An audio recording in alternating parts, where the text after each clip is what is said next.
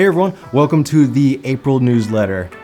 We just got back from Nashville for a cool IT conference that we got to go to. We got to post some cool stuff on LinkedIn, and we got to do our podcast while we were down there. So go ahead and check that out when you can. The link should just be right up here, right above my left shoulder right here. Go ahead and check that out. And you should also be able to see it like a post on LinkedIn too. So yeah, it was just like a kind of a cool thing. Got to learn some cool things and interact with other people in the IT space, learn some cool new stuff that we can do for you guys. And but right now, we can get to do our April newsletter now that we're back in town. For this month's newsletter though, we're coming at you with a real world story that we encountered while we were in Nashville. So we got to the hotel that the event was at. Everything seemed great. Everything was going along like it normally would from the outside. But when we got there, we learned that the hotel themselves were experiencing a bit of a cybersecurity incident. When we got there, we learned that whatever system or systems that were running live, like the card access and security things for inside the building at the hotel, were actually experienced some kind of cybersecurity attack. They obviously didn't really tell us what, but potential things got breached, hacked, whatever. Someone accidentally exposed something when they didn't mean to, and it brought down a bunch of systems. Like, for example,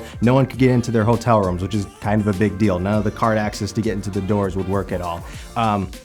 The reason being, it's a little bit ironic that like you go to an IT event and the hotel that the event is hosted at kind of has their own cybersecurity incident, but really it's just a really good reminder that these threats that we talk about almost every other newsletter, we talk about cybersecurity this and cybersecurity that, and do your training and check your MFA and watch out for bad emails and like report bad things that you see to us. Like they're not just, they're very real things, and like no one's really invincible to that. So we just kind of like to share that as like a real world scenario, something that we saw ourselves, and that makes just so important to do your training, check your MFA. If your login screen or something like that looks really weird, like check the link that or like check the URL at the top that you're logging into. Like always be vigilant, because things will target the largest hotels and the largest companies, and if they can breach big hotels, companies, they can absolutely breach anybody else. So we just want to share that as like a real world thing that we saw that we would hate to have happen to you, and that's why we try so hard to get you guys as secure as possible,